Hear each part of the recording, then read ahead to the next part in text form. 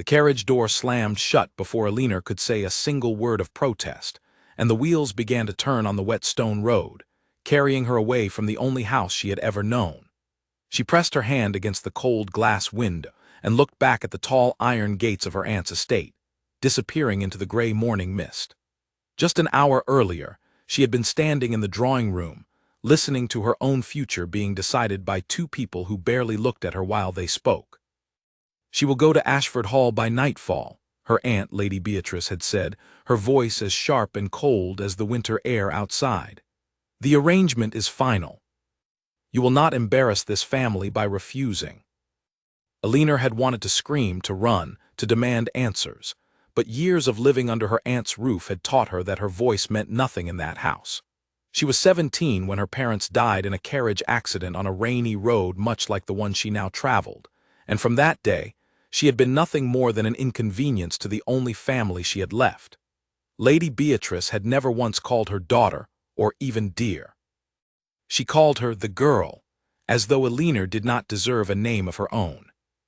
Now at 20, Alina sat alone in a stranger's carriage, being sent to a man she had never met, a man the entire county whispered about in hushed and frightened tones. They called him the Silent Duke. They said his estate was cursed, that no servant stayed there longer than a season, that his own family had abandoned him years ago, and that his heart had turned to stone after some terrible tragedy no one dared to speak of clearly. Some said he had done something unforgivable. Others said unforgivable things had been done to him. No one seemed to agree, but everyone agreed on one thing: nobody wanted to cross paths with the Duke of Ashford. And now Alina was being delivered to his doorstep like a package, with no return address. She thought back to the conversation that had sealed her fate. Her aunt owed a great deal of money to a merchant named Gerald Whitmore, a man with sharp eyes and a sharper tongue, who had threatened to take the family home if the debt was not repaid within the month. Lady Beatrice had spent weeks in a panic, pacing the halls, sending letters to relatives who never answered, until one afternoon a letter arrived bearing a wax seal Alina did not recognize. After reading it, her aunt's panic had turned into something colder and more calculating. She had looked at Alina across the dinner table with an expression Alina had never seen before, not concern, not affection, but calculation, as if she were looking at a piece of furniture she could finally sell. The letter, Alina later learned, was from the Duke of Ashford himself. He was seeking a wife, quickly and quietly, for reasons no one outside his household understood. He had offered to settle any family debt in exchange for a marriage arranged without ceremony or courtship. Lady Beatrice had not hesitated. She had written back before the ink on the Duke's letter had even dried. Alina had begged her aunt to reconsider. She had offered to work, to take a position as a governess or a seamstress, anything that would let her keep some control over her own life. But Lady Beatrice had only laughed, a short, humorless sound. "You have no dowry, no name worth mentioning, and no prospects," her aunt had said. "This is the only offer you will ever receive, and it happens to save this family from ruin. You should be thanking me." There had been no room for argument after that. Within 2 days, Alina's belongings were packed into a single trunk, and she was placed into a carriage bound for Ashford Hall, a place she knew only through rumor and fear. The journey was long, the roads rough, and the silence inside the carriage was broken only by the sound of rain against the roof. Alina watched the countryside change as they traveled farther from everything familiar. The fields grew wilder, the trees taller and older, until finally the carriage turned down a long path lined with ancient oaks, their bare branches forming a dark tunnel overhead. When Ashford Hall finally came into view, Alina's breath caught in her throat. It was enormous, built of gray stone that seemed to absorb what little daylight remained, with tall windows that reflected nothing but the darkening sky. Ivy climbed one entire side of the building, and a fountain in the courtyard stood dry and cracked, clearly untouched for years. It looked less like a home and more like something out of an old story meant to frighten children into obedience. The carriage came to a stop, and for a long moment Alina did not move. Her hands trembled in her lap, and she found herself wishing, foolishly, that the carriage would simply turn around and take her somewhere, anywhere else. But there was nowhere else for her to go. Her aunt had made that painfully clear. A footman opened the carriage door, offering his hand to help her down. Elinor stepped onto the gravel path, her legs unsteady after the long ride, and looked up at the towering entrance of the hall. Massive wooden doors, carved with symbols she did not recognize, stood before her like the gates to another world. "This way, miss," the footman said quietly, gesturing toward the entrance. Elinor followed him inside, her footsteps echoing against the marble floor of the entrance hall. The interior was just as imposing as the outside, with high ceilings, dark wood paneling, and portraits of stern-faced ancestors lining the walls, their painted eyes seeming to follow her every move. A grand staircase curved upward into shadow, and somewhere in the distance, she heard the faint sound of a clock ticking, slow and steady, marking time in a house that felt frozen in another era. An older woman appeared from a side hallway, dressed in simple but well-made clothing, her gray hair pulled back into a neat bun. Her expression was not unkind, though it carried the weariness of someone who had worked in this house for a very long time. "You must be Miss Elinor," the woman said. "I am Mrs. Whitfield, the housekeeper. His Grace is expecting you, though I imagine you would like to rest first after such a long journey." Elinor opened her mouth to respond, but before she could speak, a door at the far end of the hall opened, and a tall figure stepped into the dim light of the entrance. He was not what she expected. She had imagined someone older, perhaps twisted by bitterness, someone whose appearance matched the frightening rumors that surrounded his name. Instead, the man standing before her appeared to be no older than 30, with dark hair that fell slightly over his forehead and eyes so pale they seemed almost silver in the low light. He was dressed simply, without the excessive decoration she expected from a duke, and his expression was unreadable, neither cold nor warm, simply watchful, as though he were studying her the same way she was studying him. "Miss Elinor," he said, his voice low and steady, "I am Nathaniel Ashford. Thank you for making the journey." Elinor curtsied automatically, years of training taking over even as her mind struggled to process the moment. "Your Grace," she said quietly, unsure of what else to say. There was a long pause, the kind of silence that stretched uncomfortably in a room full of strangers. Elinor braced herself for whatever would come next, whether it was cold instruction or cruel indifference. She had prepared herself for the worst during the long carriage ride, convincing herself that whatever kindness her aunt lacked, this man would lack tenfold. But instead, the Duke did something she did not expect. He stepped forward, not with authority or command, but with something that looked almost like hesitation, and said, "You must be tired from your journey. Mrs. Whitfield will show you to your room. We can speak properly tomorrow, once you've had time to rest." Elinor blinked, caught off guard. She had expected demands, expectations laid out immediately, perhaps even a cold reminder of the arrangement between their families. Instead, she was being offered rest. "Thank you, Your Grace," she managed to say. He nodded once, then turned and walked back toward the door he had come from, disappearing into the shadows of the hall without another word. Elinor stood there for a moment, unsure of what had just happened, before Mrs. Whitfield gently touched her arm. "Come along, dear," the housekeeper said.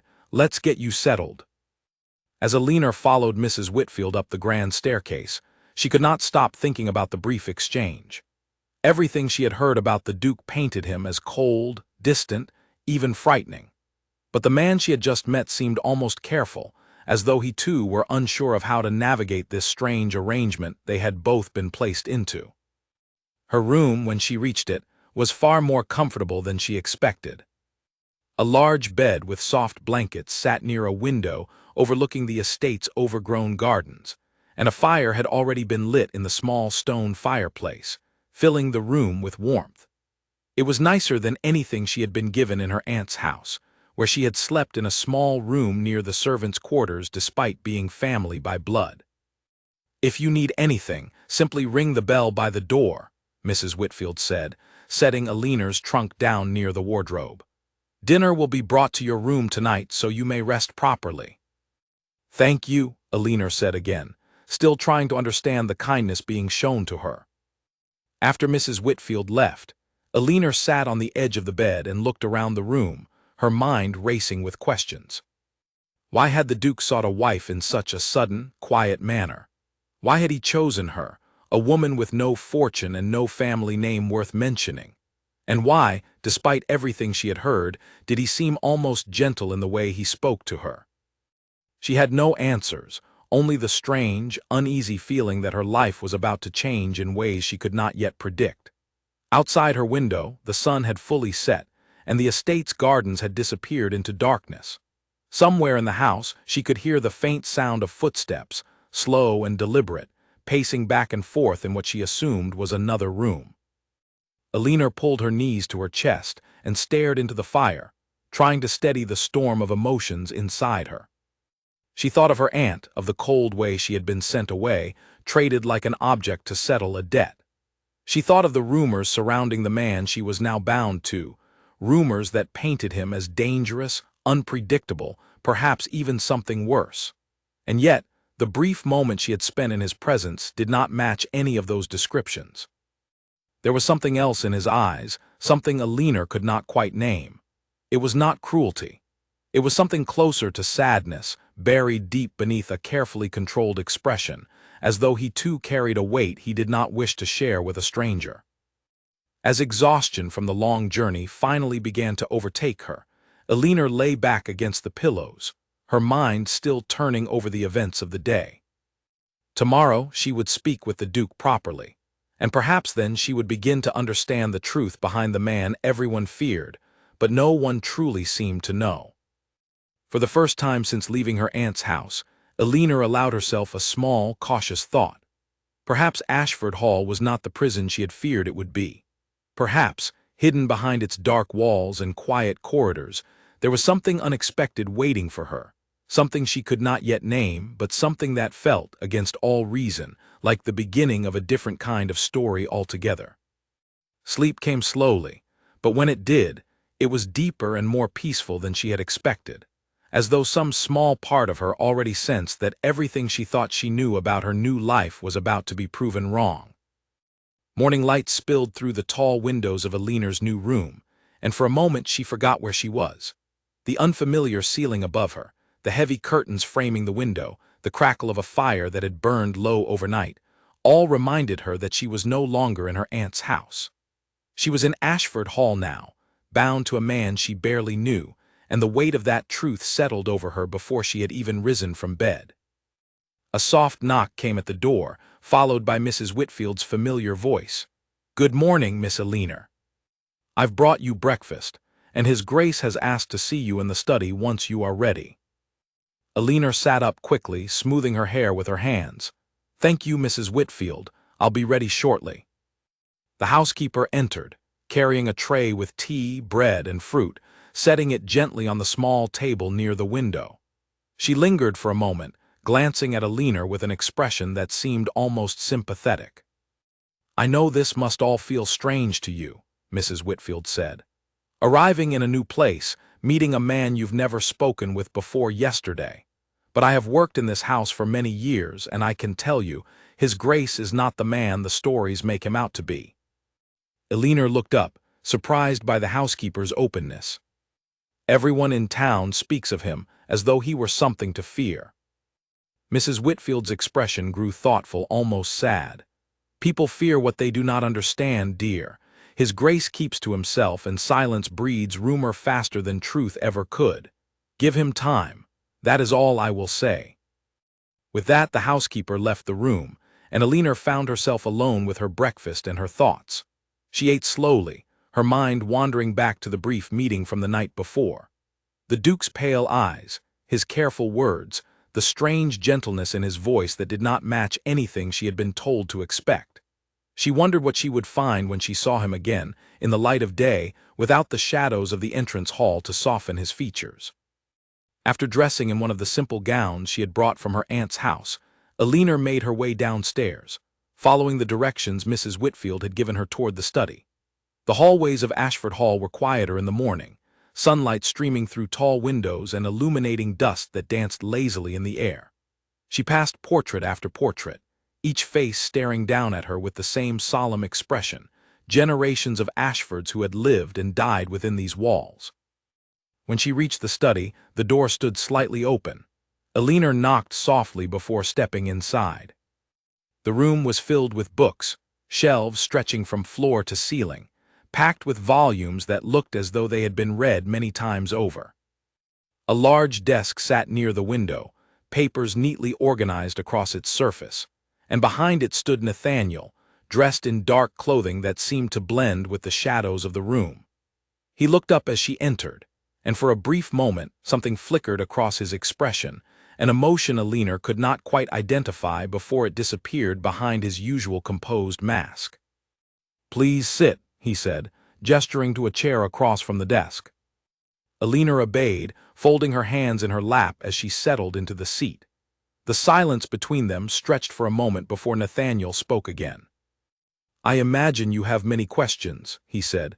"I will try to answer them honestly." Elinor hesitated, unsure of where to begin. There were so many questions swirling in her mind, but one rose above the rest. "Why me?" she asked quietly. "You could have chosen anyone. Why arrange a marriage through my aunt of all people?" Nathaniel's jaw tightened slightly, and he looked down at the papers on his desk before answering. "I did not choose you specifically, if I am honest. I sent letters to several families with unmarried daughters, offering the same arrangement. Your aunt was simply the first to respond, and she seemed eager to settle the matter quickly." The bluntness of his answer stung more than Elinor expected, though she supposed she should have anticipated as much. She was not chosen for any particular quality.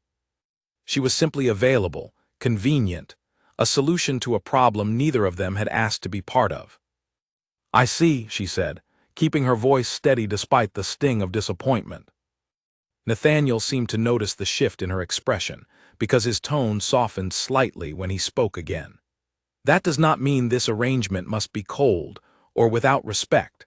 I have no interest in forcing anyone into a life they do not want. If you wish to leave, I will provide for your travel and ensure you are not returned to a situation that causes you harm.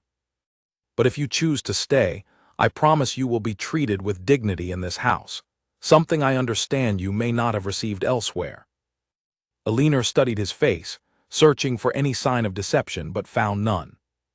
There was something in the way he spoke, careful and deliberate, as though every word had been considered before it left his mouth.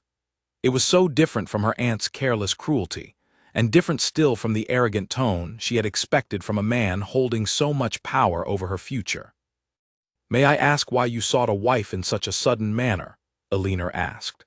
"The rumors in town suggested many things, but none of them explained your reasons clearly." Nathaniel's expression grew distant, his gaze drifting toward the window as though the answer to her question lay somewhere beyond the glass. "There are matters of inheritance that require a marriage to be settled by a certain time," he said finally. "My father's will was complicated. Without a wife, I stand to lose control of this estate and everything tied to it, including the well-being of the people who depend on it. Servants, tenants, families who have worked this land for generations. I could not allow that to happen simply because I was unwilling to marry." "So this is a matter of duty," Elinor said softly, understanding beginning to take shape in her mind. "Yes," Nathaniel admitted. "Though I recognize that does not make the arrangement any easier for you, I am aware this is not the life you would have chosen for yourself." Elinor considered his words carefully. In truth, she had never expected to marry for love. Her aunt had made it clear from a young age that Elinor's future would be decided by practicality, not affection. But there was something different about hearing it stated so plainly by the man himself, without pretense or false promises. "I appreciate your honesty," she said finally.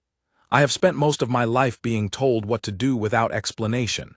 It is unfamiliar to be given a choice." Something in Nathaniel's expression shifted again, softer this time, though he quickly masked it with his usual composure. "Then I hope you will take the time you need to decide. There is no rush. despite the circumstances. I would rather you choose this life freely than feel forced into it, as I suspect you have been forced into many things before. The words settled over Alina like a warm blanket, unexpected and comforting, in a way she had not anticipated. She thought of her aunt's cold dismissal, the years of feeling like an unwanted burden, and here was a man she had known for less than a day, offering her something she had never truly been given before, the freedom to choose her own path. "Thank you, Your Grace," she said quietly. "Please," he said, "call me Nathaniel. If we are to share a home, even under these circumstances, I would prefer we not stand on formality." Alina nodded, testing the name silently in her mind before speaking it aloud. Nathaniel. A faint, almost imperceptible smile touched the corner of his mouth, gone as quickly as it appeared. "I will have Mrs. Whitfield show you around the estate today if you would like. It may help you feel more settled here." "I would like that," Alina said, and she meant it. Over the following days, Alina began to explore Ashford Hall and its surrounding grounds, guided at first by Mrs. Whitfield and later, occasionally, by Nathaniel himself. The estate was far larger than she had imagined, with gardens that, despite their overgrown state, held traces of former beauty beneath the wild grass and tangled vines. There was an old greenhouse near the eastern wing, its glass panels cracked but still standing, filled with plants that had grown wild and free without anyone to tend them. "This used to be my mother's favorite place," Nathaniel said one afternoon, as they walked together through the garden paths. It was one of the first times he had spoken of his family without being asked directly. "What happened to her?"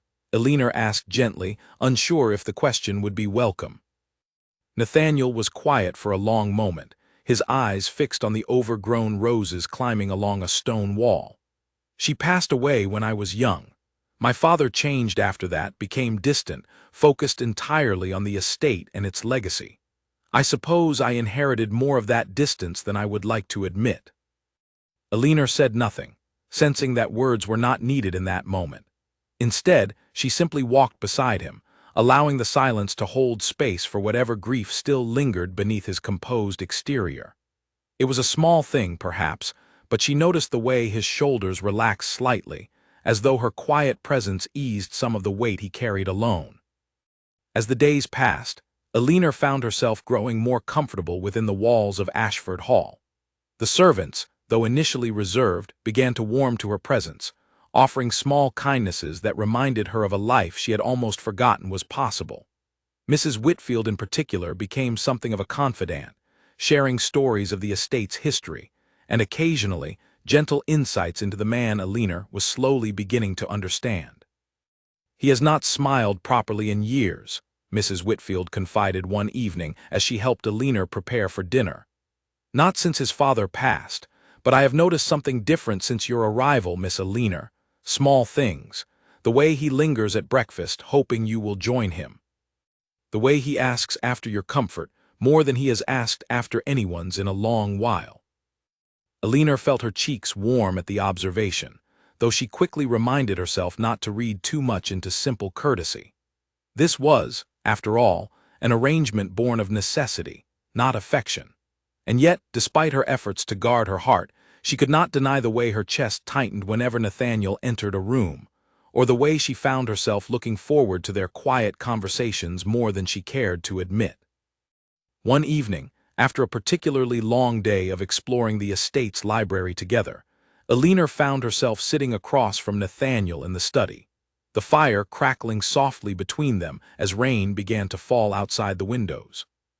Neither of them spoke for a long while, content simply to sit in each other's company, a comfortable silence that Alina had not expected to find so soon in a house she once feared. "I know this is not the life you imagine for yourself," Nathaniel said eventually, breaking the silence. "But I find myself grateful, more than I expected to be, that you agreed to come here." Alina looked up, meeting his pale eyes across the dim light of the room. "I find myself feeling the same way," she admitted softly, surprising herself with the honesty of her own words. Outside, the rain continued to fall, steady and soft against the windows of Ashford Hall, while inside, something quiet and unspoken began to grow between two people who had both been taught, in their own painful ways, not to expect kindness from the world around them. 3 weeks had passed since Eleanor's arrival at Ashford Hall, and the estate no longer felt like a stranger's house to her.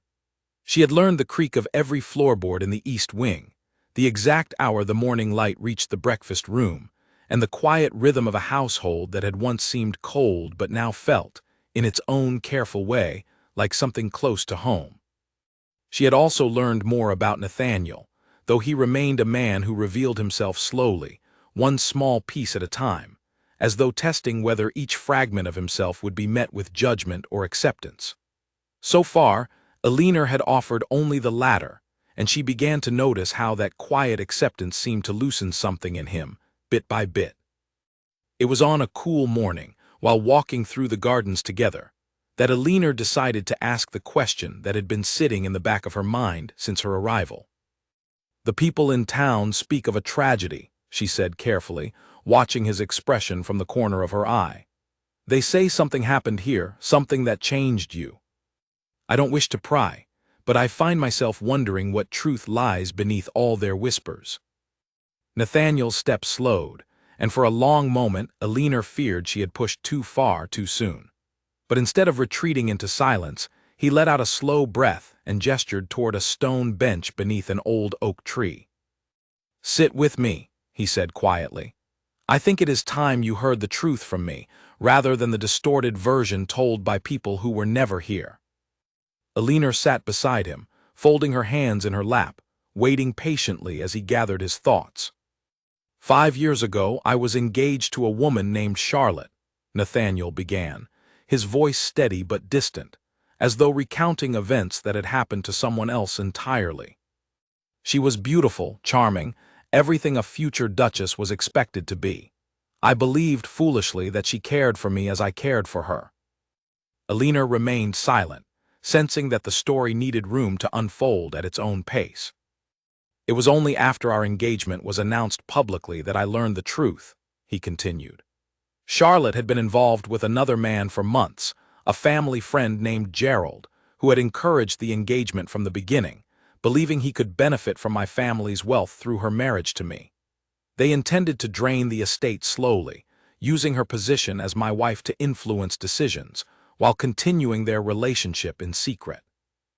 "How did you discover it?" Eleanor asked softly. "A letter," Nathaniel said, his jaw tightening at the memory. "Meant for Gerald, delivered to my study by mistake. I read every word, and every word confirmed what I had refused to believe, that the woman I intended to marry saw me not as a partner, but as a means to an end." Eleanor felt a pang of sympathy so sharp it startled her. She understood, perhaps better than most, what it felt like to be seen as useful rather than valued, to be treated as a tool for someone else's gain rather than a person worthy of genuine care. "I ended the engagement immediately," Nathaniel continued, "but the damage had already spread through society like wildfire. Charlotte, humiliated and desperate to protect her reputation, spun the story to paint me as cold and cruel, a man who had abandoned her without reason. Few people ever learned the truth. It was easier for society to believe the version that made for better gossip." "That is why they call you the Silent Duke," Eleanor realized aloud. Nathaniel nodded. "After that, I withdrew from society entirely. I found it difficult to trust anyone's intentions, always wondering what they truly wanted from me, whether kindness was genuine or simply another performance meant to gain something in return. It became easier to remain alone than to risk being deceived again." Eleanor reached out, hesitating only briefly before placing her hand gently over his. "I am sorry that happened to you," she said sincerely. "No one deserves to have their trust used against them in such a way." Nathaniel looked down at her hand resting over his, something unreadable flickering across his features before he met her eyes again. "You understand betrayal in your own way, don't you? I have seen it in the way you speak of your aunt, the careful distance you keep, as though bracing yourself for disappointment even in small kindnesses." Eleanor's throat tightened, surprised by how easily he had seen through her, despite the walls she had built over years of neglect. My aunt made it clear from the day my parents died that I was a burden she tolerated rather than a family member she loved, Alina admitted quietly. I learned quickly that expecting kindness only led to disappointment, so I stopped expecting it altogether. And yet you have shown nothing but kindness since arriving here, Nathaniel said softly, despite everything you have endured. Alina offered a small, sad smile. Perhaps I simply hoped that somewhere kindness still existed, even if I had not experienced much of it myself. They sat together in comfortable silence after that, the weight of shared understanding settling gently between them. For the first time since her arrival, Alina felt as though she was not simply a guest in Nathaniel's world, but someone who truly understood the pain hidden beneath his careful composure, just as he seemed to understand hers. Over the following days, their bond deepened in small, quiet ways. Nathaniel began joining her for breakfast each morning without invitation, something Mrs. Whitfield noted with a knowing smile whenever she passed through the room. In the evenings, they often found themselves in the study together, Alina reading while Nathaniel worked through estate correspondence, the comfortable silence between them occasionally broken by conversation that stretched late into the night. One evening, as autumn rain tapped gently against the windows, Nathaniel looked up from his papers and studied Alina for a long moment before speaking. "I have been thinking," he said slowly, "about our arrangement." Alina lowered the book she had been reading, giving him her full attention. "What about it?" "When I first proposed this arrangement, I did so purely out of necessity," Nathaniel admitted. "A practical solution to a legal problem, nothing more. But these past weeks have changed something in me that I did not expect." Alina's heart quickened, though she tried to keep her expression composed. "What do you mean?" Nathaniel set down his pen, folding his hands together as he searched for the right words. "I find myself looking forward to your company in ways I have not experienced in years. I find myself caring about your happiness, not simply because it is expected of me, but because I genuinely wish to see you smile. I did not anticipate feeling this way, given the circumstances that brought us together." Alina's breath caught in her throat, unsure of how to respond to such an honest admission. Part of her wanted to guard herself against hope, wary of trusting a happiness that seemed almost too fragile to be real. But another part of her, the part that had spent years longing for genuine connection, could not deny the warmth spreading through her chest at his words. "I have felt something similar," she admitted quietly. "Though I have been afraid to name it, afraid that perhaps I was simply grateful for kindness after so long without it, rather than feeling something deeper." "And now?" Nathaniel asked, his pale eyes searching hers with a vulnerability she had not seen from him before. "Now," Alina said softly, "I believe it is something deeper." A silence settled between them, charged with unspoken possibility, until Nathaniel rose slowly from his chair and crossed the room to sit beside her instead of across from her, closer than he had ever positioned himself before. "I do not wish to rush you," he said carefully. "I know this arrangement began under circumstances neither of us chose freely, but I would like the chance to court you properly, if you would allow it. Not because duty demands it, but because I wish to know you more deeply, and to earn whatever feelings you may hold for me honestly." Alina felt tears prick at the corners of her eyes, unexpected and overwhelming in their sudden arrival. No one had ever asked for her feelings to be considered before. No one had ever offered her the chance to be courted, to be chosen for who she was rather than what she could provide. "I would like that very much," she whispered. From that evening forward, something shifted between them, subtle but undeniable. Nathaniel began bringing her small gifts, not extravagant jewels or expensive trinkets, but thoughtful gestures that revealed how closely he had been listening to her during their conversations. A book by an author she had mentioned enjoying, fresh flowers from the garden she had admired, a small music box that played a melody she had once hummed absent-mindedly while walking the estate grounds. Alina, in turn, found herself opening up more fully, sharing stories of her childhood before her parents' passing, memories of warmth and laughter that had been buried beneath years of her aunt's cold treatment. Nathaniel listened intently to every word, never rushing her, never pressing for more than she was ready to give. One afternoon, as they walked together through the greenhouse Nathaniel had begun restoring in his mother's memory, Alina found herself laughing freely for the first time in longer than she could remember, a genuine, unguarded sound that seemed to surprise even her. Nathaniel paused, watching her with an expression of quiet wonder. "I do not think I have ever heard you laugh like that," he said softly. "I do not think I have laughed like that in years," Alina admitted, still smiling. "I hope to hear it often," Nathaniel said, "for as long as you will allow me the privilege." As the weeks continued to pass, the estate that had once felt like a cold, imposing prison slowly transformed, in Alina's eyes, into something resembling a true home. The staff had grown fond of her presence, often remarking on the warmth she brought to a household that had known too much silence for far too long.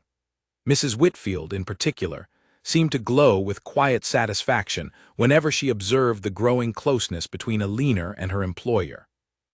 But even as happiness began to take root in Alina's heart, a small, cautious voice in the back of her mind refused to let her fully relax. She had learned through painful experience that comfort could be fleeting, that kindness could disappear as quickly as it arrived. And somewhere, far beyond the walls of Ashford Hall, she knew her aunt had not forgotten about her, nor about the debt that had been settled through this very arrangement. Alina tried to push the worry aside, choosing instead to focus on the present, on the gentle warmth growing between herself and Nathaniel, on the small moments of joy she had never expected to experience again. But deep down, she suspected that the peace she had found within these walls would not remain untested for long.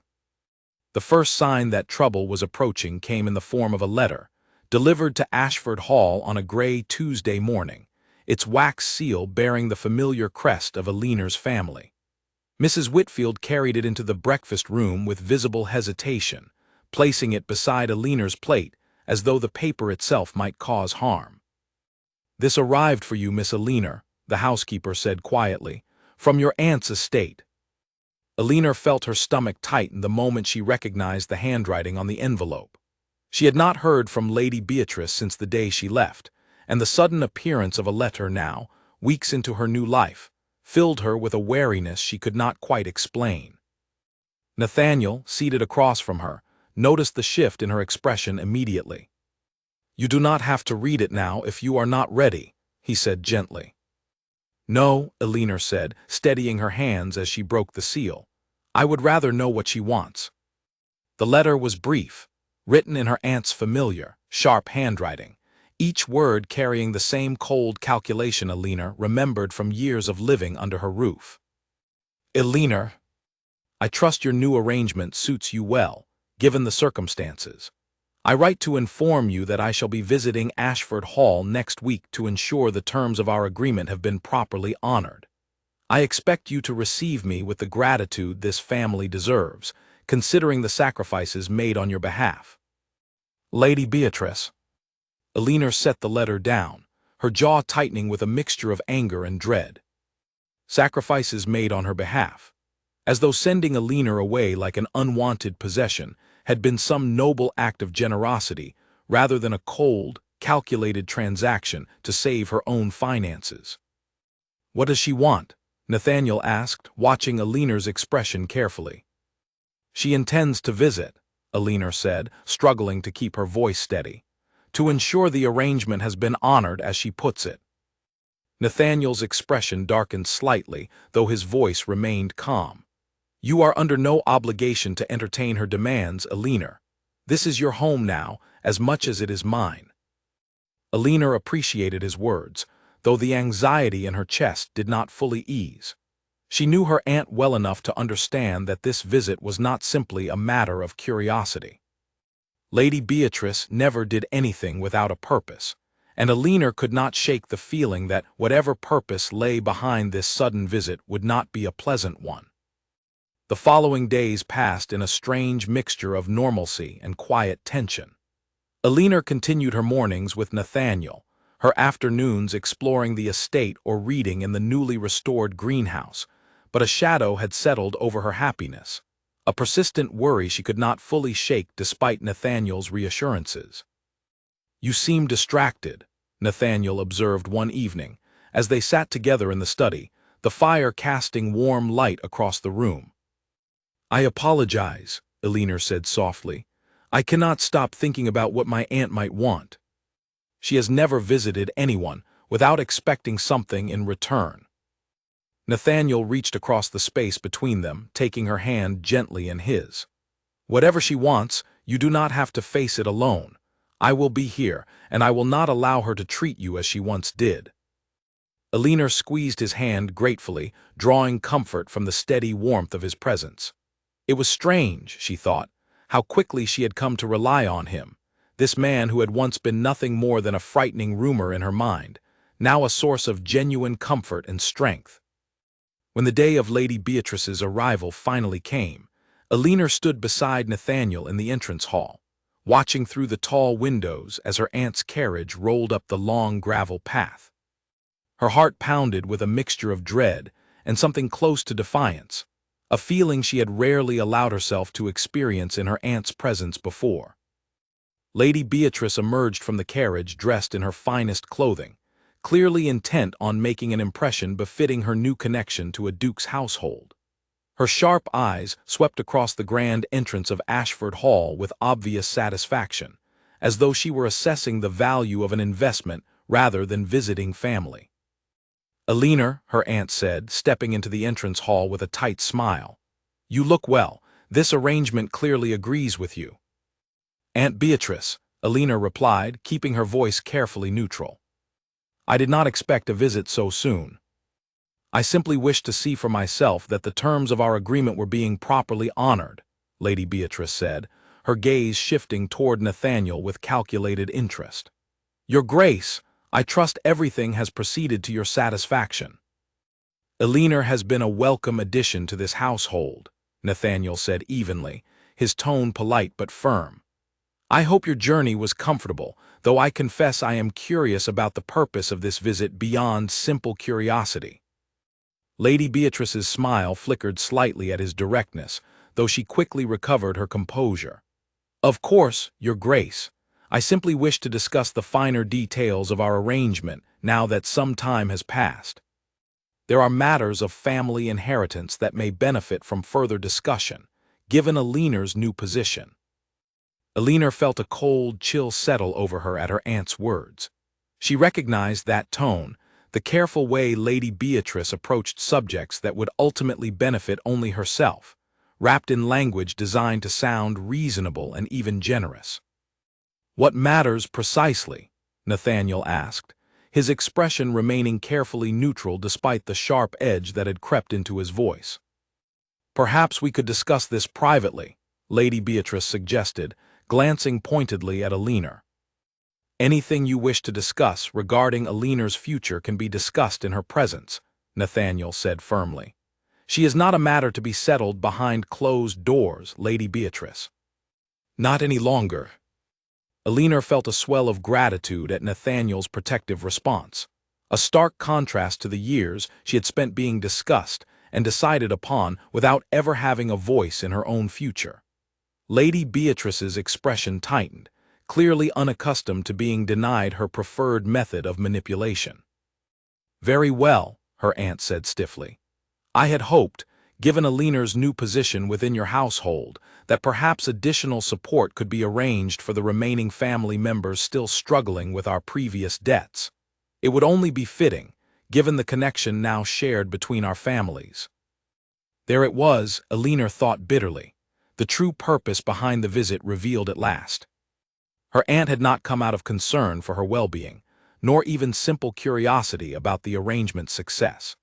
She had come seeking further financial gain, using Elinor's marriage as leverage to extract even more from a situation that had already cost Elinor her freedom of choice.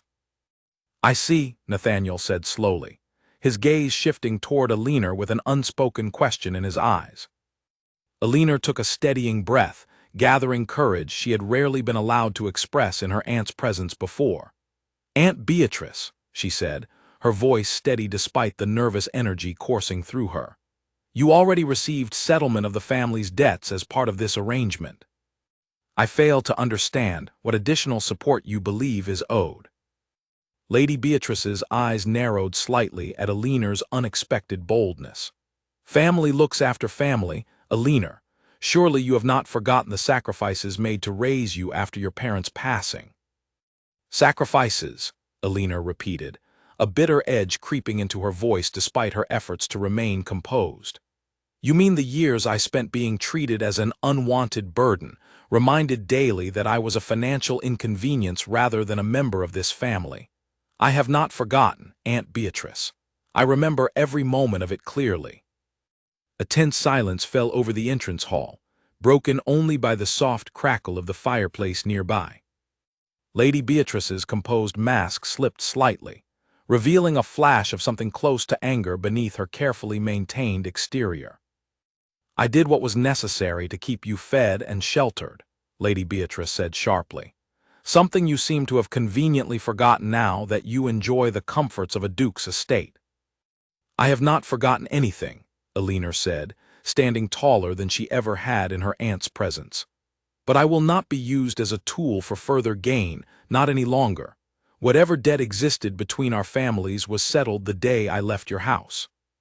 I owe you nothing further, and I will not stand by while you attempt to extract more from an arrangement that was never mine to negotiate in the first place. Nathaniel stepped closer to Aliner, his presence a steady, reassuring warmth beside her. I believe Aliner has made her position clear, Lady Beatrice. I would ask that you respect her wishes and refrain from further attempts to involve her in financial matters that no longer concern her. Lady Beatrice's face flushed with barely contained frustration, clearly unaccustomed to having her demands so directly refused. You will regret this decision, Aliner, she said coldly. When this arrangement fails, as arrangements of convenience often do not expect welcome back into this family. I do not intend to need it, Aliner replied, her voice steady despite the tremor of emotion beneath her calm exterior. With a final, icy glare, Lady Beatrice turned and departed, her carriage disappearing down the long gravel path as quickly as it had arrived. Aliner remained standing in the entrance hall long after the sound of carriage wheels had faded, her chest heaving with the aftermath of confronting years of suppressed resentment and fear. Nathaniel gently placed a hand on her shoulder, his touch grounding her back into the present moment. You were remarkable, he said softly. I have never seen anyone stand up to her so directly. I have never had the courage to before, Aliner admitted, her voice trembling slightly. But standing here in this house with you beside me, I found strength I did not know I possessed. You possessed it all along, Nathaniel said gently, turning her to face him. You simply needed a place safe enough to let it show. Aliner felt tears welling in her eyes, though they were not tears of sadness this time, but something closer to relief, a release of years of buried pain finally allowed to surface and heal.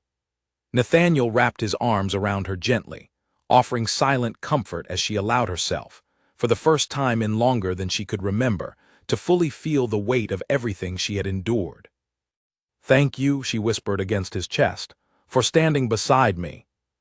Always, Nathaniel replied softly, and in that single word, Aliner felt the true beginning of a partnership built not on obligation or necessity, but on genuine care and mutual respect, the very things she had once believed she would never find in her own life. Weeks passed peacefully after Lady Beatrice's visit, and Aliner found herself settling more fully into her life at Ashford Hall than she had thought possible in such a short time. The estate, once a place of shadows and whispered fears, had slowly transformed into something warmer beneath her presence. Or perhaps it was Aliner herself who had transformed, shedding the guarded caution she had carried for so many years. Nathaniel had begun introducing her, cautiously at first, to the small social circle he still maintained despite his years of withdrawal from society. A neighboring family, the Ellsworths, had been among the few who remained loyal to him even after the scandal with Charlotte years before, and it was at their modest country gathering that Aliner first began to understand the full weight of what Nathaniel had endured. "He used to be quite different, you know," said Margaret Ellsworth, a kind woman perhaps a decade older than Alina, as they sat together during a quiet moment at the gathering. "Before everything happened with that dreadful woman. He used to laugh so easily, used to fill a room with warmth rather than silence." "I find that difficult to imagine," Alina admitted, glancing across the room to where Nathaniel stood in quiet conversation with Margaret's husband, his expression composed but noticeably more relaxed than she had seen him in public settings before. "You have brought some of that warmth back," Margaret said with a knowing smile. "I have not seen him attend a gathering willingly in years, not since the scandal. Whatever you have done, Miss Alina, I hope you continue doing it." Alina felt her cheeks warm at the observation, though she could not deny the quiet pride that swelled in her chest at the thought of being the reason for Nathaniel's gradual return to the world around him. It was strange, she thought, how two people who had both been so thoroughly broken by the people meant to care for them had somehow found their way toward healing in each other's company. As the gathering continued into the evening, Alina found herself drawn into conversation with a man she did not recognize, tall and well-dressed, with an easy smile and charming manner that immediately put her on guard, though she could not initially explain why. "You must be the woman who has finally tamed our reclusive duke," the man said with a laugh, extending his hand. "Edmund Caro, at your service. I confess I did not believe the rumors when I first heard them." Alina shook his offered hand politely, though something about his overly familiar manner left her feeling uneasy. "Alina," she said simply, deciding not to offer further details. "A pleasure," Edmund said smoothly. "I have known Nathaniel for many years, though our friendship has grown distant since he withdrew from society. I must say, whatever spell you have cast over him, the entire county is talking about it." "I have not cast any spell," Alina said, keeping her tone polite despite the growing discomfort in her chest. "We simply understand each other." Of course," Edmund said, his smile widening slightly in a way that felt more calculated than genuine. "Understanding is a fine foundation for marriage. Though I do hope, for your sake, that his understanding extends beyond mere financial necessity." The comment struck a nerve Alina had not expected, and she felt her earlier confidence waver slightly beneath the weight of Edmund's implication. "I am not certain what you mean," she said carefully. "Only that Nathaniel's history with matters of the heart has been rather complicated," Edmund said, lowering his voice slightly as though sharing a confidence. "I would hate to see another woman hurt by circumstances beyond her control. Charlotte, for instance, was quite devastated by how their engagement ended, despite what rumors may suggest." Alina's stomach tightened uncomfortably. She had heard Nathaniel's account of what happened with Charlotte, had believed his honesty without question given everything she had witnessed of his character since her arrival. But something in Edmund's careful phrasing planted a small, unwelcome seed of doubt in her mind. "I believe I should return to Nathaniel's company," Alina said, eager to end the conversation. "Of course," Edmund said, his smile never wavering. "I only hope you find the same happiness Charlotte once believed she had found. Take care, Miss Alina." Alina made her way back toward Nathaniel, her mind swirling with unease she could not fully explain. She knew Edmund's words were likely nothing more than idle gossip, perhaps even deliberate mischief meant to unsettle her, yet the seed of doubt had already taken root, small but persistent. That evening, as their carriage traveled back toward Ashford Hall, Alina remained unusually quiet, staring out the window at the darkened countryside passing by. "You seem troubled," Nathaniel observed gently. "Did something happen at the gathering?" Alina hesitated, unsure whether to voice the doubt Edmund had planted or simply let it fade on its own. But she had promised herself, upon arriving at Ashford Hall, that she would not repeat the mistakes of silence and suppressed fear that had defined so much of her life under her aunt's roof. "I spoke with a man named Edmund Caro," she said finally. "He suggested that Charlotte's version of events regarding your broken engagement differed significantly from your own." Nathaniel's expression darkened slightly, though his voice remained controlled. Edmund has always enjoyed stirring discomfort where he can, particularly regarding matters that no longer concern him. What exactly did he say? Only that Charlotte was devastated, despite what rumors suggested, Elinor said carefully, watching his reaction closely. He implied there was more to the story than what you shared with me. Nathaniel was quiet for a long moment, his jaw tightening as he seemed to gather his thoughts. Edmund was, at one point, a close friend of Gerald's, the man Charlotte betrayed me with. It would not surprise me if his loyalty to that friendship colors how he chooses to speak of the situation, even years later. Elinor considered his explanation, feeling some of her earlier unease begin to settle. It made sense, given everything she knew of the situation, that those loyal to Gerald might wish to paint a different picture of events, one that placed blame on Nathaniel rather than acknowledging the deception that had truly occurred. "I believe you," Elinor said softly. "I simply wanted to be honest about what was said, rather than allowing doubt to grow silently between us." Nathaniel reached across the carriage, taking her hand gently in his own. "Thank you for telling me," he said sincerely. "I know trust does not come easily to either of us, given our histories. I promise you, Elinor, I have told you the truth about what happened with Charlotte. I have no reason to deceive you, not now, not ever." Elinor squeezed his hand, drawing comfort from the sincerity in his voice. "I trust you," she said, and found to her surprise that she truly meant it. The following weeks brought a deeper closeness between them, as though the small test of trust presented by Edmund's comments had only strengthened the foundation they had been building together. Nathaniel began sharing more of himself with Elinor, stories from his childhood before his mother's passing, quiet dreams he had once held for the estate before grief and betrayal had dimmed his hope for the future.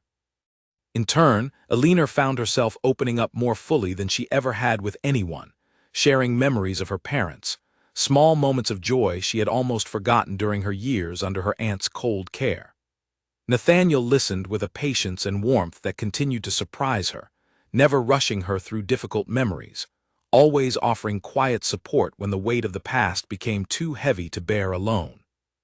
One evening, as autumn began to give way to the first signs of winter, Nathaniel led Elinor out to the restored greenhouse, now filled with carefully tended plants that had once grown wild and neglected. Soft lantern light illuminated the glass structure, casting a warm golden glow across the newly bloomed flowers within. "I wanted to show you something," Nathaniel said, guiding her toward a small section of the greenhouse where a single rose bush had been carefully cultivated, its blooms a deep, rich shade of red. "It's beautiful," Elinor said softly, admiring the delicate petals. "This variety was my mother's favorite," Nathaniel explained. "I have been trying to restore this section of the garden in her memory, though I confess I did not have much success until recently." "What changed?" Elinor asked, though she suspected she already knew the answer. Nathaniel turned to face her fully, his pale eyes reflecting the warm lantern light. "You changed something in me, Elinor. Since your arrival, I have found myself wanting to restore not just this garden, but this entire estate, this entire life I had allowed to fall into shadow after everything that happened. You gave me a reason to try again." Elinor felt her heart swell with emotion, overwhelmed by the sincerity in his words. "You gave me the same gift," she said softly. "I arrived here believing I would never know genuine kindness again, convinced that I would spend my life simply enduring circumstances rather than truly living. You have shown me otherwise." Nathaniel reached up gently, brushing a stray strand of hair from her face, his touch tender and careful. "Elinor," he said softly, "I know we began this arrangement out of necessity, but I find myself hoping for something far greater than mere necessity now. I find myself falling in love with you, more deeply with each passing day." Elinor's breath caught, tears welling in her eyes at the vulnerability of his admission. "I love you too," she whispered, the words feeling both terrifying and freeing all at once, a truth she had been carrying quietly in her heart for weeks, finally given voice. Nathaniel leaned forward slowly, giving her every opportunity to step away if she wished, before gently pressing his lips to hers in a soft, tender kiss beneath the warm lantern light of the greenhouse. Elinor melted into the moment, years of guarded caution finally giving way to the simple, profound joy of being truly loved and truly seen for who she was, rather than what she could provide. When they finally parted, Nathaniel rested his forehead gently against hers, both of them breathing slowly in the quiet aftermath of the moment. "Whatever challenges may come," he murmured softly, "I promise to face them beside you, Elinor, always." Elinor smiled, a genuine, unguarded expression of happiness she had once believed herself incapable of feeling. "Always," she echoed softly, sealing the promise between them beneath the soft glow of restored blooms, in a garden that had, like both of them, finally found its way back to life. Winter settled fully over Ashford Hall, blanketing the estate in soft layers of snow that transformed the once overgrown gardens into something quiet and serene. Elinor had grown accustomed to the rhythm of her new life, the mornings spent with Nathaniel over breakfast, the afternoons filled with quiet companionship, and the evenings spent together in the study, watching snowfall through the tall windows while the fire crackled warmly nearby. Their engagement had been formally announced shortly after the evening in the greenhouse, and preparations for their wedding had slowly begun, small and intimate at Nathaniel's request, a celebration meant only for those who genuinely wished them well rather than a grand spectacle for society's approval. But peace, Elinor had learned long ago, rarely lasted without challenge. It began with a letter, though not from her aunt this time. The handwriting was unfamiliar, elegant but hurried, as though written in haste. Elinor opened it in the privacy of her room, curious about its origin, only to feel her blood run cold as she read the contents. "Miss Elinor, I write to warn you of danger you may not yet perceive. Gerald Whitmore has learned of your engagement to the Duke of Ashford, and he does not intend to let this marriage proceed peacefully. He believes the Duke's fortune should have belonged to him through Charlotte's marriage years ago, and he has spent years nursing that resentment into something far more dangerous than simple bitterness. Please, be cautious. I fear what he may attempt. A concerned friend." Elinor read the letter twice, her hands trembling slightly as she processed the warning. She had heard Gerald's name mentioned only once before, during Nathaniel's account of Charlotte's betrayal, but she had not realized the depth of resentment the man apparently still harbored years later. She brought the letter to Nathaniel immediately, finding him in the study reviewing estate documents by the fire. "This arrived for me today," she said, handing him the letter. "I do not recognize the handwriting, but the warning feels genuine." Nathaniel read the letter carefully, his expression growing increasingly troubled as he processed its contents. "Gerald," he said quietly, almost to himself. I had hoped he would have moved on by now, found some other pursuit for his ambitions. "You believe the warning is credible?" Elinor asked, watching his reaction closely. "Gerald has never been a man who accepts loss gracefully," Nathaniel said grimly.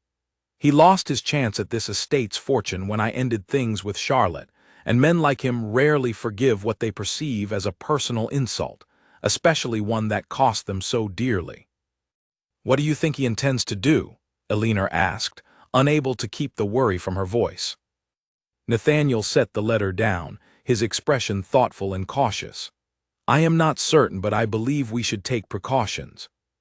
I will increase security around the estate, and I would ask that you avoid traveling alone until we better understand what threat, if any, Gerald poses." Elinor nodded, though the unease in her chest refused to fully settle. She had finally found happiness after years of hardship, and the thought of losing it, or worse, being harmed because of someone else's bitter resentment, filled her with a fear she had not experienced since leaving her aunt's house.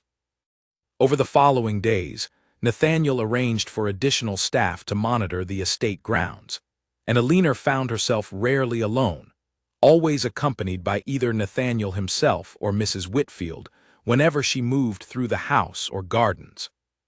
The precautions offered some comfort, though the persistent shadow of uncertainty continued to linger over what had once been a peaceful winter. It was nearly a week later, during a rare afternoon when Elinor found herself briefly alone in the library, while Nathaniel attended to urgent estate matters, that the true danger finally revealed itself. A soft knock came at the library door, and Alina, assuming it was Mrs. Whitfield, called out permission to enter without hesitation.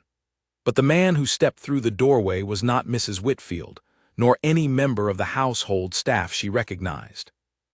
He was tall, with dark hair graying slightly at the temples, and sharp, calculating eyes that immediately sent a chill down Alina's spine. Something about his presence felt wrong, dangerous in a way she could not fully articulate. "Miss Alina, I presume," the man said, his voice smooth but carrying an undertone of menace that made Alina's heart race. "Gerald Whitmore at your service." Alina rose quickly from her seat, putting distance between herself and the unwelcome visitor. "How did you gain entry to this house?" she demanded, keeping her voice as steady as possible despite the fear coursing through her. "I have my ways," Gerald said, his smile cold and calculated. "I simply wish to speak with you privately, before matters progress any further between yourself and the Duke." "I have nothing to discuss with you," Alina said firmly, moving carefully toward the door, though Gerald positioned himself in a way that subtly blocked her path. "I think you will find this conversation quite relevant to your future," Gerald continued, his tone remaining deceptively calm. "You see, Nathaniel Ashford owes me a great deal, though he has spent years pretending otherwise. Charlotte and I had plans for that estate, plans that were unjustly interrupted by his stubborn refusal to accept the truth of our arrangement." "Whatever arrangement you believe existed was built on deception," Alina said, her voice growing firmer despite her fear. "I know the truth of what happened, Mr. Whitmore. Your schemes ended because of your own dishonesty, not because of any injustice done to you." Gerald's expression darkened, the calculated calm slipping slightly to reveal the bitter resentment beneath. "You know nothing of the years of planning that went into securing that estate's future benefits, nor the sacrifices made to position Charlotte as his bride. I will not allow another woman to simply walk in and claim what should have belonged to us." "This is not a matter of claiming anything," Alina said, her heart pounding as she carefully calculated her distance from the door. "Nathaniel loves me and I love him. There is no scheme here, no manipulation, only genuine affection you clearly cannot understand." "Love," Gerald sneered, taking a step closer. "A convenient word for those who have not yet learned how the world truly operates. I suggest you reconsider this engagement, Miss Alina, before circumstances become considerably less pleasant for you." Fear surged through Alina at the thinly veiled threat, though she refused to let it show fully on her face. "Is that a threat, Mr. Whitmore?" "Simply a warning," Gerald said, his cold smile returning. "I would hate to see something unfortunate happen to someone so clearly cherished by the Duke. Accidents occur so easily, especially in isolated estates such as this one." Before Alina could respond, the library door swung open forcefully, and Nathaniel strode into the room, his expression thunderous as he took in the scene before him. "Gerald," Nathaniel said, his voice dangerously low, "you have no business in this house." "Nathaniel," Gerald said, his composed mask sliding back into place as he turned to face his former acquaintance, "I was simply having a pleasant conversation with your future wife." "Get out of my house," Nathaniel said, his tone leaving no room for argument. "Now." Gerald's eyes narrowed slightly, though he made no move to resist, instead offering a mocking bow before straightening and heading toward the door. "This is not finished, Nathaniel. You may have won this round, but I do not intend to let this matter rest quietly."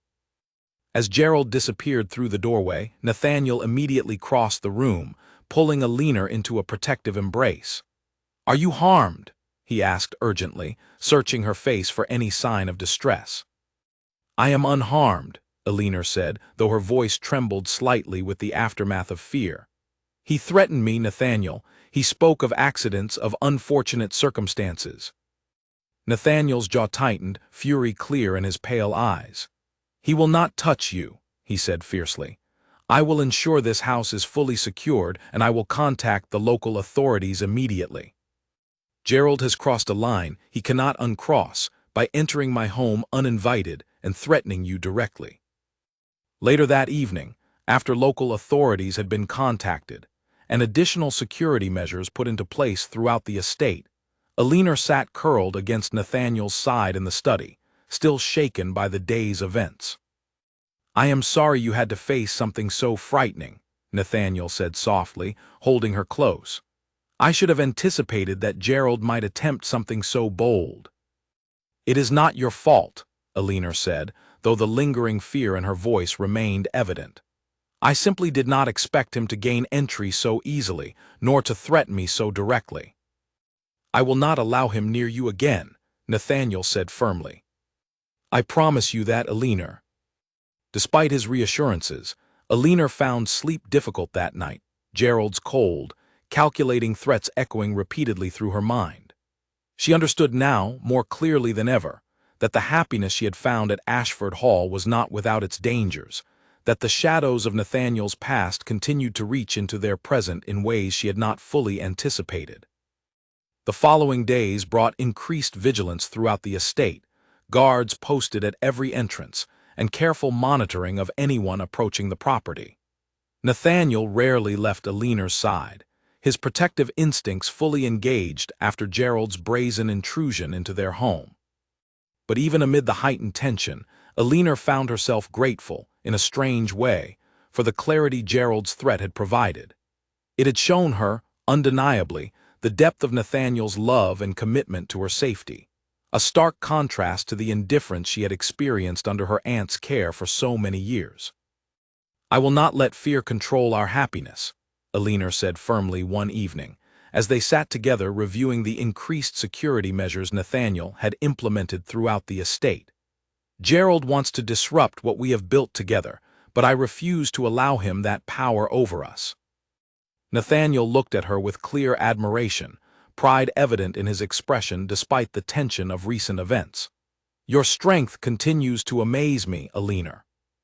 Even after everything, you refuse to let fear dictate your choices."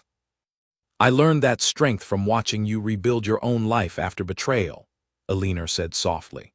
"If you could find your way back to hope after everything Charlotte and Gerald put you through, then I refuse to let his threats steal the happiness we have finally found together." Nathaniel pulled her closer, pressing a gentle kiss to her forehead. "Together," he murmured softly, "we will face whatever comes next, and we will not let Gerald nor anyone else take this happiness from us." Outside, snow continued to fall softly over the estate grounds, blanketing Ashford Hall in quiet winter stillness, while inside, two people who had both learned the painful cost of betrayal held tightly to the fragile, precious hope they had built together, determined to protect it against whatever darkness still lingered on the horizon. 2 weeks passed without further incident, and the household at Ashford Hall began to settle back into a cautious rhythm, though the memory of Gerald's threat remained close to the surface for both Alina and Nathaniel. The wedding preparations continued quietly in the background, small details falling into place, despite the shadow that had briefly interrupted their happiness. It was on a cold evening, while Nathaniel attended to a matter with the local magistrate regarding Gerald's continued presence in the county, that Alina received an unexpected visitor of her own. Mrs. Whitfield announced the arrival with visible surprise, given how few visitors ever came to Ashford Hall uninvited. "A young woman is asking to see you, Miss Alina," Mrs. Whitfield said. "She gives her name as Charlotte." Alina's breath caught at the name, memories of everything Nathaniel had shared about his former engagement flooding back at once. "Send her in," Alina said, curiosity overtaking her initial hesitation. The woman who entered the drawing room was younger than Alina had expected, with pale features drawn tight with what appeared to be genuine distress. She carried herself with none of the confidence Alina had imagined belonging to the woman who had once betrayed Nathaniel so deeply. "Miss Alina," Charlotte said, her voice trembling slightly, "thank you for agreeing to see me. I know I have no right to ask for your time, given everything that happened between myself and Nathaniel." "Please sit," Alina said, gesturing toward a nearby chair, curiosity outweighing any lingering wariness she felt toward the woman. Charlotte sat carefully, her hands clasped tightly in her lap. "I have come because I believe you deserve to know the full truth of what happened years ago, particularly given what I understand Gerald has recently attempted." Alina's attention sharpened immediately. "You know about his threats." "I fear I am partially responsible for encouraging his continued bitterness," Charlotte admitted, her voice heavy with regret. "Though not intentionally. When our engagement to Nathaniel ended, society believed the version of events that painted him as cruel and unfeeling, largely because I allowed that narrative to continue, too ashamed to admit my own role in the deception." "Why come forward now?" Alina asked carefully. "Because Gerald has grown increasingly dangerous in his resentment," Charlotte said. "I broke ties with him shortly after the scandal, realizing too late the depth of manipulation he had used against both myself and Nathaniel. I have lived with guilt over my silence for years, but I could not remain quiet any longer, not when I learned he had directly threatened you." Alina studied the woman before her, searching for any sign of continued deception, but found only genuine remorse in Charlotte's tired eyes.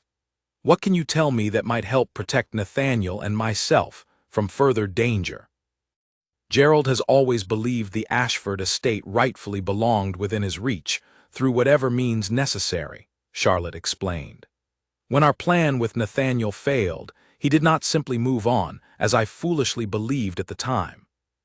He has spent years quietly gathering resources, connections, anything that might allow him another opportunity to claim what he believes he is owed." "Do you believe he intends actual harm?"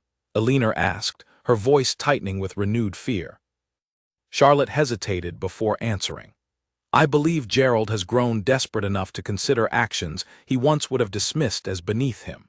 I do not say this to frighten you needlessly, Miss Alina, but I believe you and Nathaniel should remain cautious, particularly regarding any legal or financial matters involving the estate. Gerald has connections within local records offices that could potentially be used to create false claims against the property." Alina absorbed this information carefully, grateful despite her initial wariness for Charlotte's unexpected honesty. "Thank you for coming forward, Charlotte. I know this could not have been an easy visit for you to make." "I owed Nathaniel this much at the very least," Charlotte said softly. "Please tell him I am sorry for everything. I know an apology cannot undo the pain caused, but I hope it offers some small measure of closure for both of us." After Charlotte's departure, Alina sat alone in the drawing room, processing everything she had learned. When Nathaniel returned later that evening, she immediately shared the details of Charlotte's visit, watching his expression carefully as she relayed the warning about Gerald's potential legal schemes. "This aligns with information I received today from the magistrate," Nathaniel said grimly, once Alina finished explaining. "Gerald has been attempting to file a claim suggesting irregularities in my father's original will, hoping to create legal complications that could delay or even prevent our marriage from proceeding smoothly." "Can he succeed with such a claim?" Alina asked, worry evident in her voice. "The claim itself holds little legal merit," Nathaniel said, "but even baseless claims can create delays and complications if pursued persistently enough. I suspect this is simply another tactic meant to disrupt our happiness, given his failed attempt at direct intimidation." Alina felt a surge of frustration at Gerald's continued interference, though she refused to let it diminish her resolve. "We cannot allow him to control our future through fear or legal manipulation," she said firmly. "What can we do to protect ourselves?" Nathaniel considered the question carefully. "I believe our best course of action is to expedite our wedding plans, removing any ambiguity Gerald might attempt to exploit through legal delays. Once we are formally married, his claims regarding the estate's inheritance become considerably weaker." "Then let us move forward quickly," Alina said with determination. "I refuse to let his bitterness dictate the timeline of our happiness any longer." Over the following days, wedding preparations accelerated considerably, guests notified of the adjusted timeline, and legal documentation carefully reviewed to ensure no loopholes remained for Gerald to exploit. Despite the underlying tension of his continued threat, Alina found herself filled with renewed determination rather than fear, refusing to let uncertainty steal the joy she had worked so hard to reclaim. Nathaniel, too, seemed to draw strength from Alina's resolve, his own confidence growing as their wedding date approached. "I have spent years allowing fear and betrayal to dictate my choices," he admitted one evening, as they reviewed final wedding arrangements together. "But watching you refuse to let Gerald's threats control your happiness has reminded me that I do not have to live that way any longer either. We are stronger together than either of us were alone," Alina said softly, taking his hand gently in hers. "Always," Nathaniel agreed, echoing the quiet promise they had made to each other weeks before in the greenhouse. As their wedding day drew closer, security around Ashford Hall remained tight, and updates from the magistrate confirmed that Gerald's legal claims had, as Nathaniel predicted, held little weight under careful scrutiny. Though the threat of his continued bitterness lingered somewhere in the background, Alina refused to let it overshadow the joy building steadily within her heart as she prepared to marry the man who had shown her, more than anyone else in her life, what genuine love and respect truly looked like. On the evening before their wedding, Alina stood once more in the restored greenhouse, surrounded by the rich blooms Nathaniel had carefully cultivated in his mother's memory. She thought back to the frightened, uncertain young woman who had arrived at Ashford Hall months before, convinced she would find only cold indifference within its walls. That woman felt like a distant memory now, replaced by someone stronger, someone who had learned, through genuine love and unwavering support, exactly what she was truly worth. Tomorrow she would marry Nathaniel not out of necessity or obligation, but out of genuine, deeply felt love, a love neither betrayal nor bitterness had managed to destroy. Whatever challenges Gerald or anyone else might still attempt to create, Alina felt certain, standing amid the fragrant blooms of the restored garden, that she and Nathaniel possessed something far stronger than any scheme built on resentment. A bond forged through mutual understanding, respect, and an unwavering commitment to standing beside each other through whatever darkness the world might still attempt to throw their way. The morning of Alina's wedding arrived bright and clear, the winter snow that had blanketed Ashford Hall for weeks finally giving way to soft sunlight that sparkled across the frost-covered gardens. Alina stood before the mirror in her room, watching Mrs. Whitfield carefully arrange the final touches of her wedding dress, a simple but elegant gown that reflected the quiet authenticity of the love she had found rather than the extravagant display society might have expected from a duke's bride. "You look radiant, dear," Mrs. Whitfield said, her eyes glistening with unshed tears of happiness. "I have worked in this house for many years, and I never thought I would see the day it filled with such genuine joy again."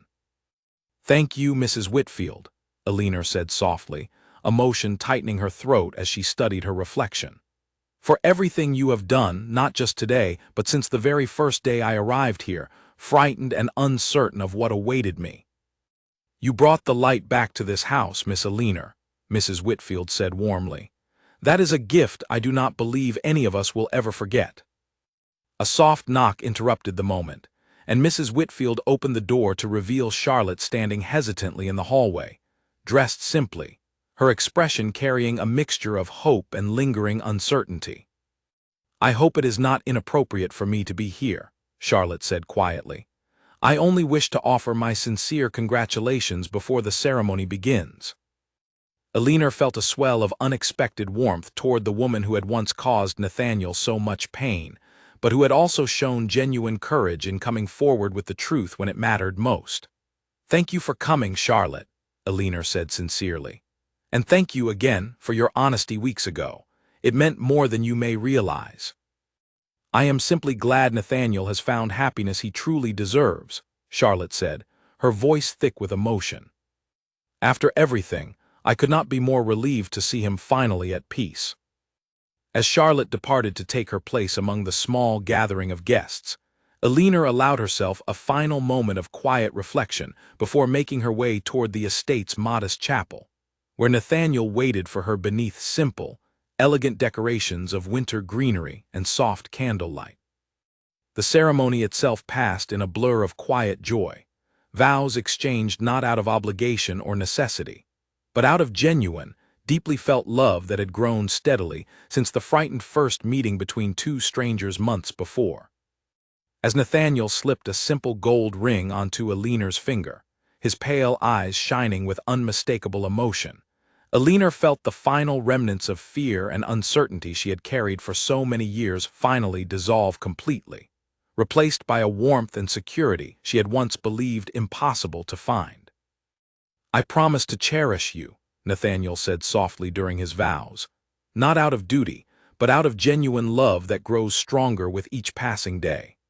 I promise to stand beside you through every challenge, to celebrate every joy, and to never allow you to feel unwanted or unseen again." Eleanor, in turn, spoke her own vows with steady confidence, a stark contrast to the frightened young woman who had once believed herself unworthy of genuine love. "I promise to trust you fully, to support you as you have supported me, and to build a life together founded on honesty, respect, and love that neither betrayal nor bitterness can ever diminish." As the small gathering of guests applauded their union, Eleanor felt a profound sense of completion settle over her, a feeling she had never experienced during her years under her aunt's cold care. She was no longer the unwanted burden traded away to settle a debt. She was Nathaniel's wife, chosen and cherished, standing as an equal partner in a life built on genuine affection rather than mere obligation.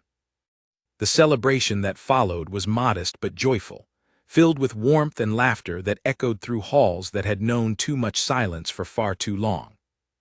Even the household staff, who had witnessed the estate's transformation from cold isolation to genuine warmth, joined in the quiet celebration, their happiness for Nathaniel and Eleanor evident in every corner of the gathering. Late in the evening, as the celebration began winding down, Nathaniel found Eleanor standing alone near the tall windows of the ballroom, watching the last light of sunset paint the snow-covered gardens in soft shades of gold and pink. "You seem lost in thought," Nathaniel said, coming to stand beside her. "I was simply remembering the day I arrived here," Eleanor admitted softly. "I was so frightened, convinced I was walking into a life of cold indifference, perhaps even cruelty. I never could have imagined this is where that frightening journey would lead." Nathaniel wrapped his arm gently around her waist, pulling her close against his side. "I remember that day as well," he said quietly.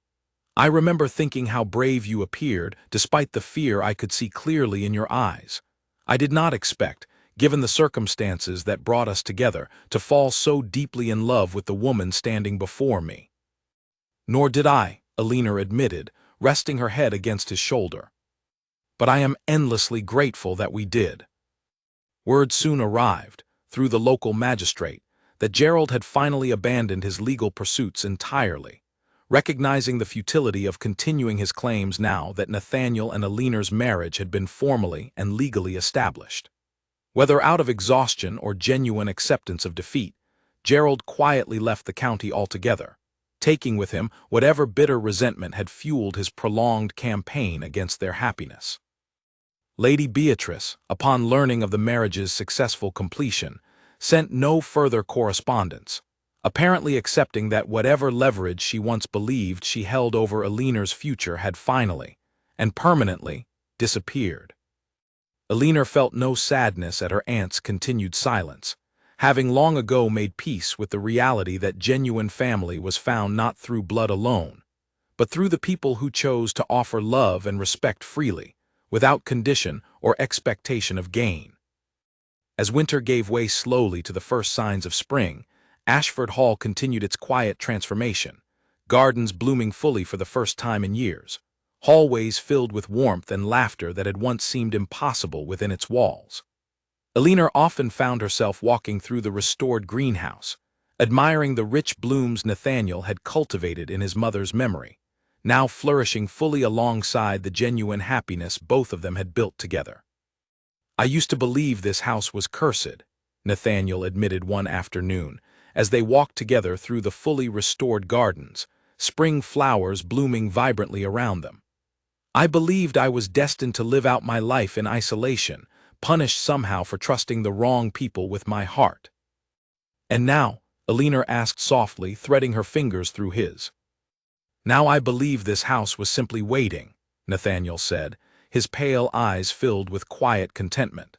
Waiting for the right person to walk through its doors and remind it what genuine warmth truly feels like.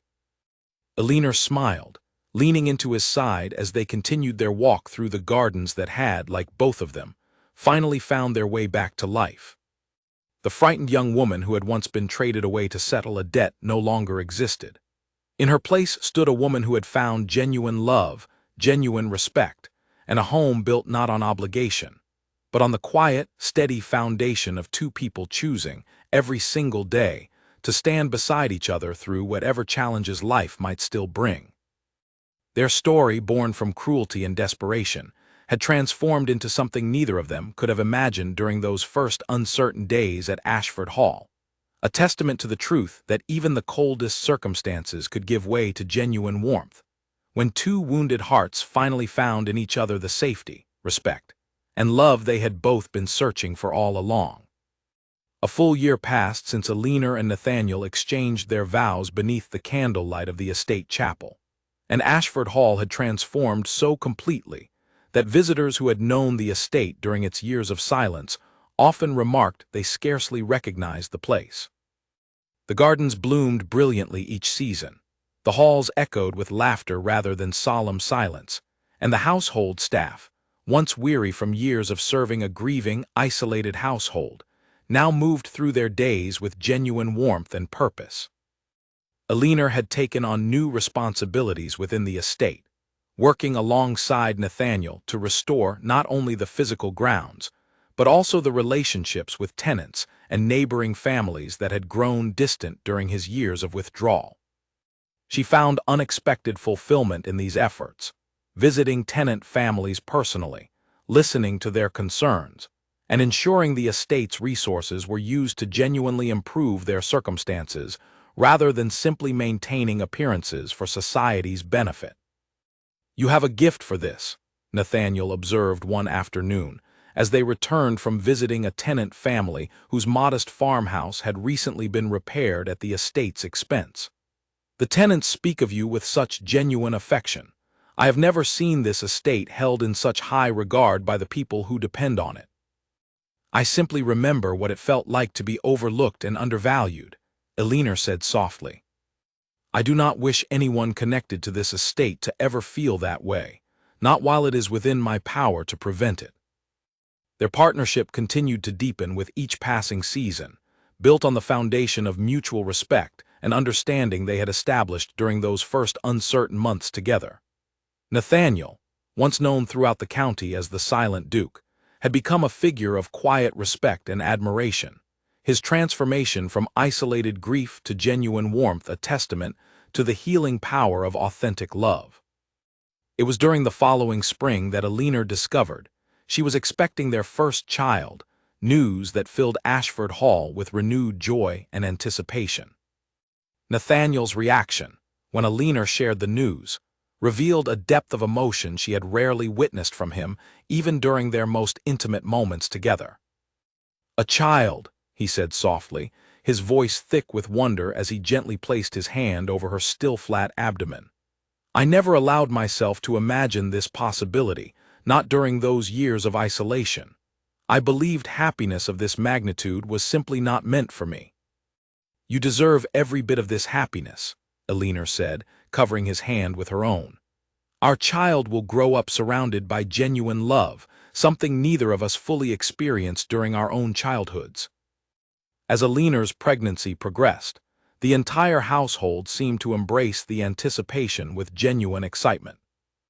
Mrs. Whitfield began preparing the nursery with careful attention, sharing stories of Nathaniel's own childhood as she worked, memories of a time before grief had settled so heavily over the estate. "His mother would be overjoyed," Mrs. Whitfield said one afternoon, as she and Elinor organized small garments for the nursery. "She always dreamed of grandchildren filling these halls with laughter. I believe she would be immensely proud of the life you and Nathaniel have built together." Elinor felt a swell of emotion at the housekeeper's words, grateful for the connection to a woman she had never known, but whose memory continued to shape the estate's ongoing restoration. "I hope our child grows up knowing how much love surrounds them, even from those who came before." News occasionally reached Ashford Hall regarding both Lady Beatrice and Gerald, though neither figure held any real influence over Elinor and Nathaniel's life any longer. Elinor learned, through a distant relative's correspondence, that her aunt's financial situation had continued to decline despite the debt settlement from Elinor's marriage, her calculating nature having alienated what remaining family connections she once possessed. Elinor felt no satisfaction in this news, only a quiet acknowledgement that her aunt's own choices had shaped the isolated circumstances she now faced, separate entirely from anything Elinor had done. Gerald, meanwhile, had reportedly relocated to a distant county, his attempts to rebuild his reputation and fortune meeting with limited success, given the scandal that eventually followed him regarding his attempted manipulation of the Ashford estate's legal standing. Nathaniel occasionally received updates through mutual acquaintances, though he found himself feeling less anger and more simple relief that the man's bitter influence no longer touched their daily lives. "I used to believe I would spend years looking over my shoulder, worried about what Gerald might attempt next," Nathaniel admitted one evening, as they sat together in the study that had become one of their favorite shared spaces within the estate. "Now I find I rarely think of him at all, except as a distant reminder of how far we have come together. Sometimes the best resolution to old wounds is simply building something so genuinely good that the pain no longer holds the same power over us," Elinor observed softly. As summer arrived, bringing with it warm breezes that carried the scent of blooming roses through the restored greenhouse, Elinor gave birth to a healthy daughter, whom they named Rose in honor of the garden that had come to symbolize their shared journey toward healing and genuine love. The household celebrated the arrival with quiet, heartfelt joy, the estate finally welcoming a new generation into halls that had, for so many years, known only silence and grief. Nathaniel proved himself a devoted father from the very first moment he held his daughter, his pale eyes filled with an emotion so profound that Elinor found herself moved to tears simply witnessing the tenderness with which he cradled the small, fragile life they had created together. "She has your strength already," Nathaniel murmured softly, watching their daughter's small fingers curl instinctively around his own. "I can see it in the way she holds on so firmly, even now." "And your gentle heart," Elinor added softly, "hidden beneath a composed exterior but present in everything you do." Rose grew quickly over the following months, her presence filling Ashford Hall with a warmth and vitality that continued the estate's remarkable transformation. Mrs. Whitfield often remarked that the halls had never felt so alive, the sound of a child's laughter echoing through corridors that had once seemed permanently shadowed by grief and isolation. Elinor continued her work supporting the estate's tenants and surrounding community, often bringing Rose along during her visits as their daughter grew old enough to accompany her. The tenant families, who had grown to genuinely respect and admire Elinor's compassionate leadership, welcomed young Rose with the same warmth they had come to associate with her mother's presence. "You have built something truly remarkable here," Margaret Ellsworth observed during a visit the following autumn, watching Elinor interact warmly with tenant children during a community gathering held on the estate grounds. "This entire county speaks differently of Ashford Hall now, thanks to everything you and Nathaniel have accomplished together. We simply wanted to build a life rooted in genuine care, rather than the cold obligation that once defined this estate," Elinor said, watching Nathaniel across the gathering, laughing warmly as he helped organize games for the visiting children, a scene that would have seemed impossible to imagine during those first uncertain days of their arranged marriage. As the years continued to unfold, Ashford Hall remained a place of genuine warmth and welcome, a stark transformation from the feared, isolated estate Elinor had once approached with such trepidation. Their family grew to include a second child, a son they named Edward, further filling the halls with the joyful chaos and warmth that had once seemed so impossibly distant from the estate's earlier years of silence and grief. Elinor often reflected, during quiet evening moments spent with Nathaniel in the study that had witnessed so much of their shared journey, on how dramatically her life had transformed since that frightened carriage ride toward an uncertain future. The cruel bargain that had once threatened to define her entire existence had instead become the unexpected beginning of a life filled with genuine love, purpose, and belonging she had once believed entirely beyond her reach. Do you ever wonder what would have happened if your aunt had chosen a different path, if she had never sent that letter to my father regarding the marriage arrangement? Nathaniel asked one evening, as they watched their children play together near the fireplace, their laughter filling the room with genuine joy. I used to wonder that often during those early uncertain days, Elinor admitted softly. But now, watching the life we have built together, I find myself simply grateful for the path that led us here, regardless of the painful circumstances that first brought us together. Nathaniel reached for her hand, holding it gently as they watched their children's happiness fill the room around them. I believe some of the most painful beginnings can lead toward the most genuine, lasting happiness, if we allow ourselves the courage to trust again after betrayal has taught us otherwise. Elinor smiled, resting her head gently against his shoulder as the fire crackled warmly nearby, their children's laughter echoing through halls that had, over the years, become fully and completely a home built on genuine love rather than mere obligation.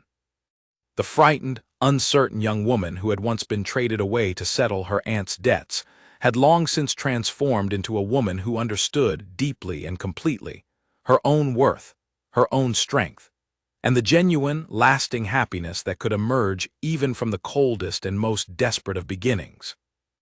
Their story, once born from cruelty and calculated necessity, had become instead a testament to the quiet, powerful truth that genuine kindness, patience, and mutual respect could transform even the most unlikely circumstances into a lifetime of authentic love, healing, and belonging, proving that sometimes the paths we fear most deeply lead us, unexpectedly, toward exactly the life we were always meant to find.